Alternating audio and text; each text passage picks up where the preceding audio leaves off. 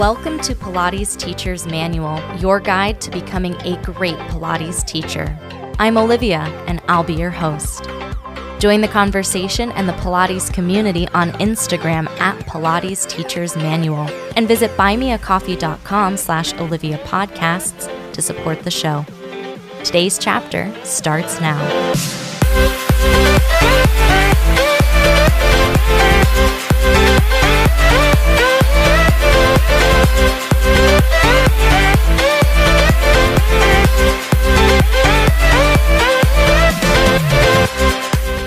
Hello, everybody. Welcome back to the podcast.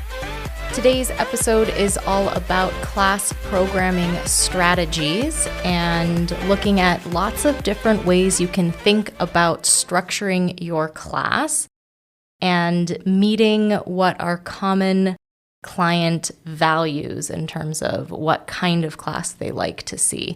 So when I'm talking about what clients value, this is definitely in my experience working in studios and working one-on-one with clients.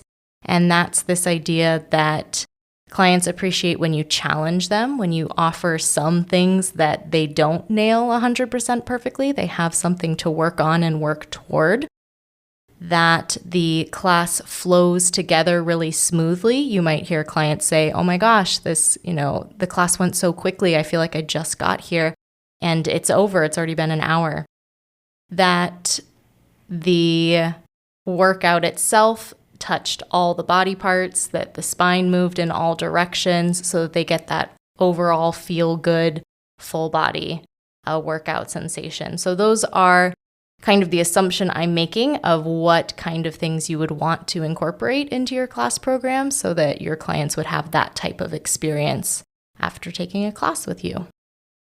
There are so many different ways to program. I'm going to really dive into about 3 of them, but don't by any means think that this is an exhaustive list. If you have another way that you think about programming and it works for you, that's amazing, because the bottom line is it has to work for you. It can be the best strategy in the world, but if it doesn't click with your brain, then it's not really the best strategy in the world for you, is it? The ones that I'm going to look at in detail are programming by piece of equipment, programming by body part, and programming by body position. And those are all ways to program that I've experimented with, and I definitely have a personal favorite that I'll share as well. And just some overall strategies in terms of how much time you're spending programming, what kind of tools you use to program, and just some suggestions on things you may want to try if you're feeling kind of stuck in a programming rut.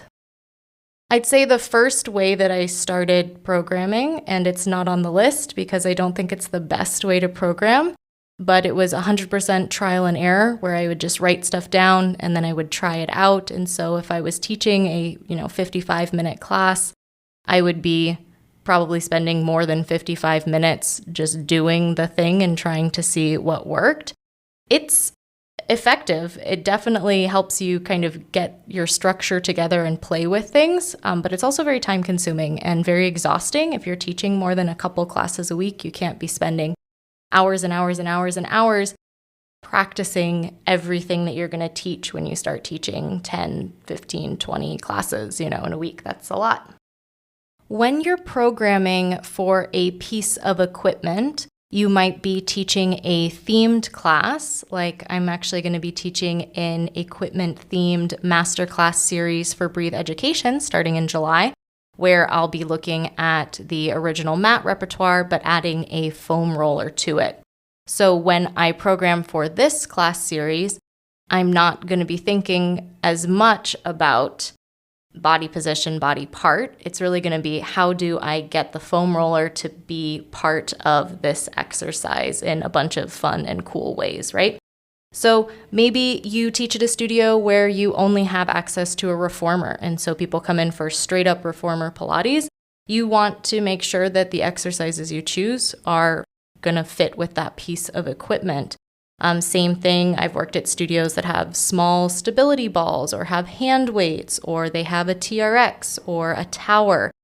So you might be choosing your exercises based on the fact that you have to use 3 different pieces of equipment. So you might program in blocks. I've got a reformer block, I've got a TRX block, I've got a chair block or something like that, in which case that is a totally valid way to program. I would say that the flow piece of it, the transitions between exercises and between pieces of equipment, is still something to think about. But if your primary objective is to check off using those pieces of equipment, programming in chunks based on the piece of equipment you're using is a totally valid thing to do. When I taught at Club Pilates has lots of different toys for you to play with when you do your reformer Pilates. It's got a TRX and a springboard and a magic circle and a jump board and the stability ball and hand weights and a mat and a chair. So there's almost like so many things you can do, maybe even too many things you can do. So by limiting it, and what I would do when I would program for, weeks of classes, when I was teaching 12 to 16 classes, I would say, okay, this week we're doing TRX and chair. And I would make sure that my equipment blocks when I was programming would have a chair block and have a TRX block. And then, of course, the reformer block as well. And that was my 50-minute class. Another way to think about your programming is to program by body part, and this is actually how I learned to program. And that was that my class would have a warm-up at the beginning, usually some footwork and bridging sort of situation.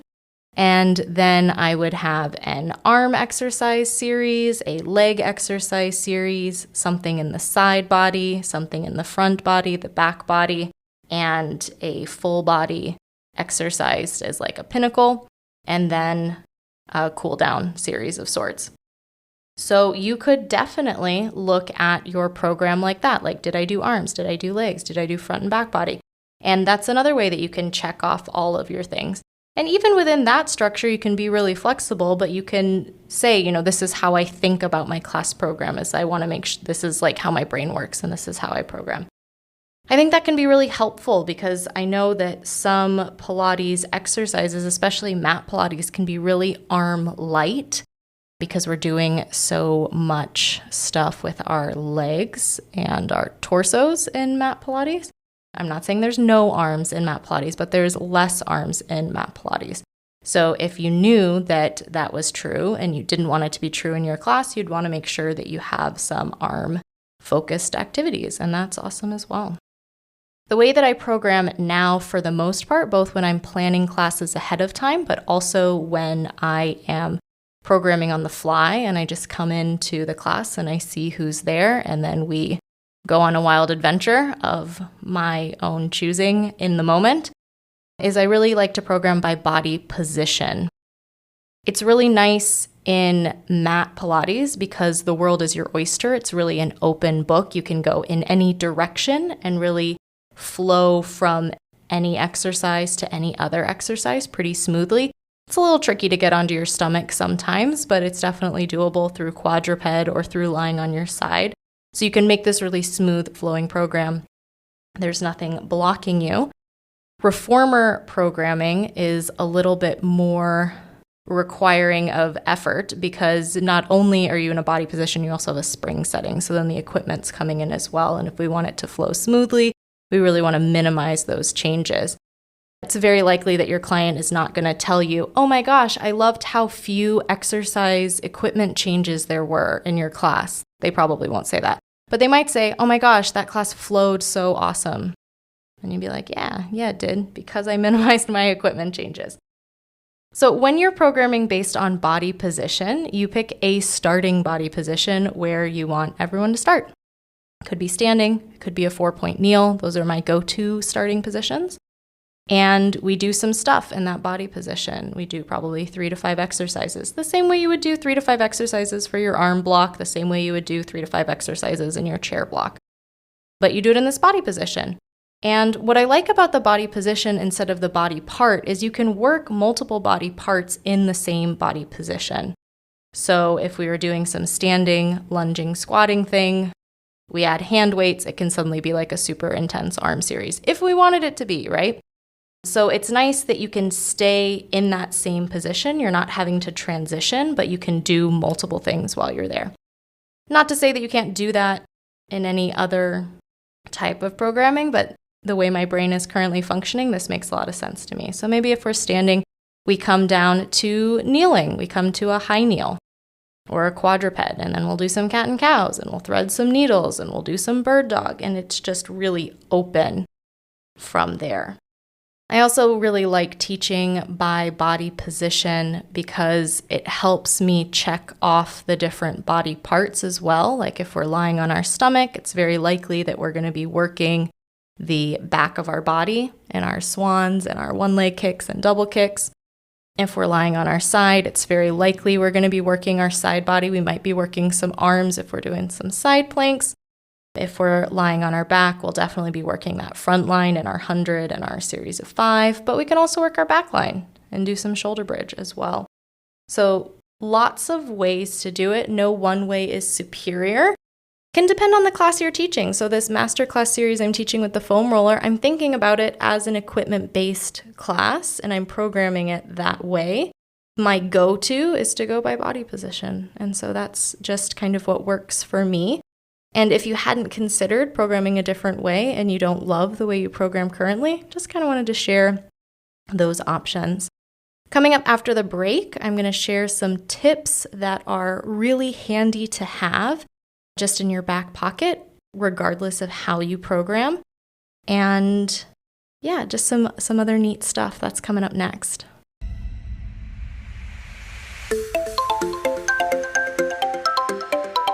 Hi there. I hope you're enjoying today's chapter so far. There's great stuff coming up after the break too. Be sure to subscribe wherever you're listening and visit buymeacoffee.com/Olivia Podcasts to support the show. There you can make a one-time donation or become a member for as little as $5 a month. Membership comes with some awesome perks, including a shout out in the next episode, a monthly newsletter, a monthly Zoom call with me, and more. You can also visit links.oliviabioni.com/affiliates to check out some sweet deals on products I use and love. Now back to the show.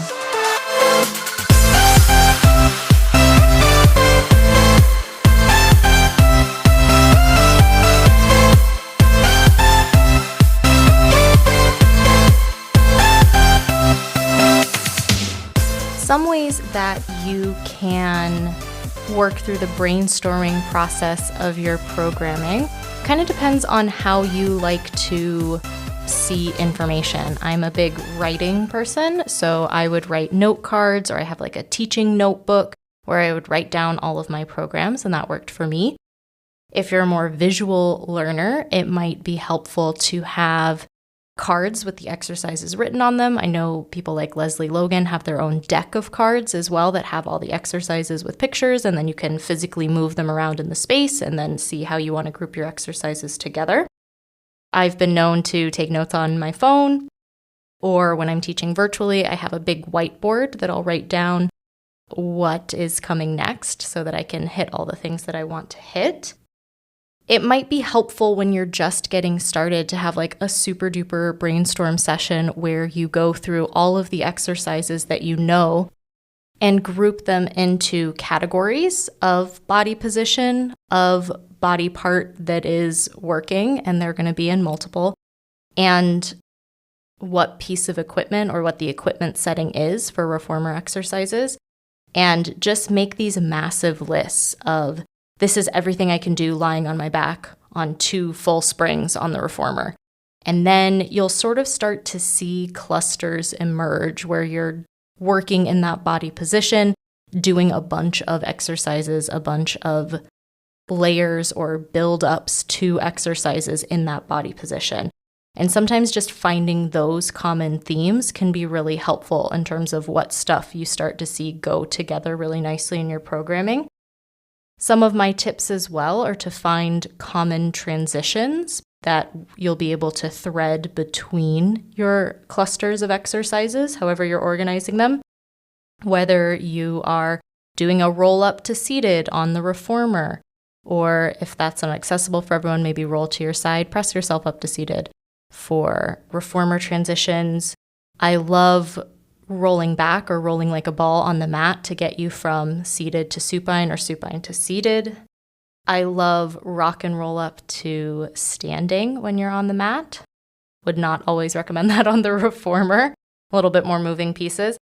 But once you have those transitions, you can start to get from lying on your back to standing really nicely, and it becomes a little bit of its own exercise as well. I think it's also important, like when you're listing your exercises and when you're programming, that you don't need to have incredibly fancy, complicated, flowery exercises all the time or ever.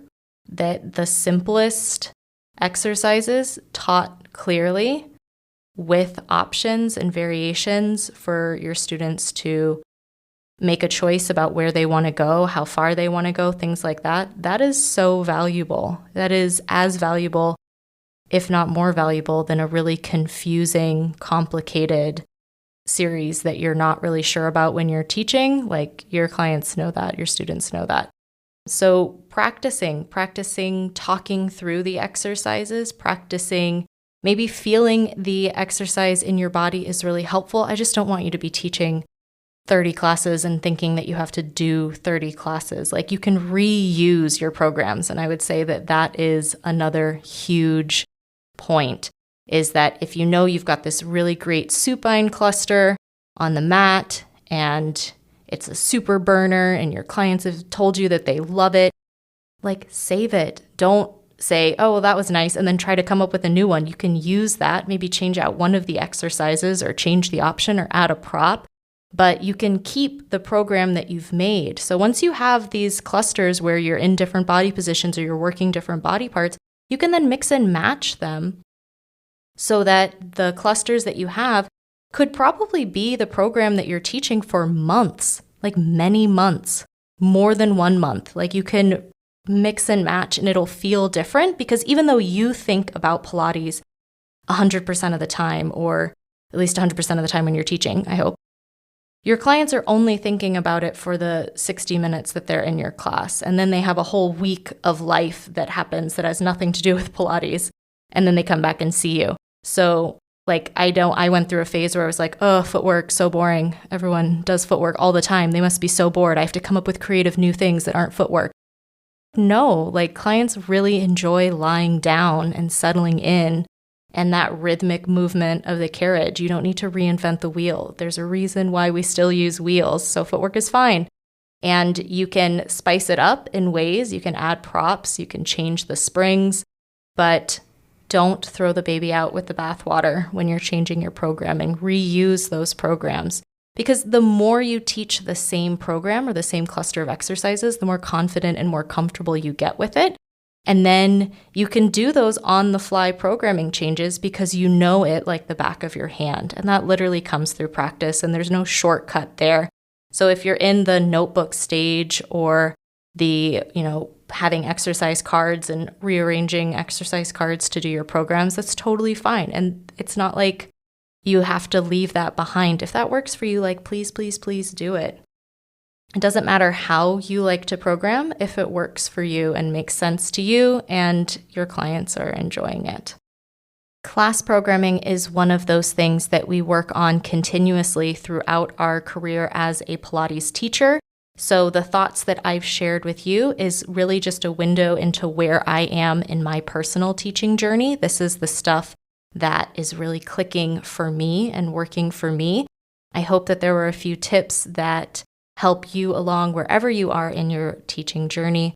And yeah, just know that it's okay to evolve, to change, for you to change your mind about things and to try different things. So all's well there. I really hope that if you have a chance to check out my masterclass series at Breathe, it's going to be a huge party. And just like a plug for this, because I'm really excited to be teaching a group class that people can actually go to, because most of the time I'm doing one-on-ones. This group class, it's going to be Wednesdays at 1 p.m. Central, which is Chicago time. It's 4 a.m. in Australia. Sorry, early bird Aussies. And it's 7 p.m., I believe, in the UK. It's going to be an absolute hoot. It's foam roller, especially the long foam roller is what we're going to be playing with our mat exercises. And the cool thing about the masterclass series is that I teach the class like a teacher, like I'm talking to other teachers. So you'll see some of my thoughts about programming and why I chose certain options. There's like a Q&A at the end. It's super cool. I'll link in the show notes where you can sign up. It's wildly inexpensive, and I hope that you give it a try. I think it's like $19 a month and 25 Australian dollars a month. For unlimited classes, you'll get to take 4 with me at that price and also have access to all of these replays and all of these other trainers. So I did want to put a plug in for that because I'm super excited about it, and I'll probably share about it a little more on the podcast as well. Big thank you to all my supporters on Buy Me a Coffee. It's been so awesome chatting with you. The June newsletter will be out soon with more times to hang out and sneak peek into upcoming episodes, which is always kind of fun to know what's going to happen before it happens. I hope you have a great couple weeks, and I'll talk to you again soon.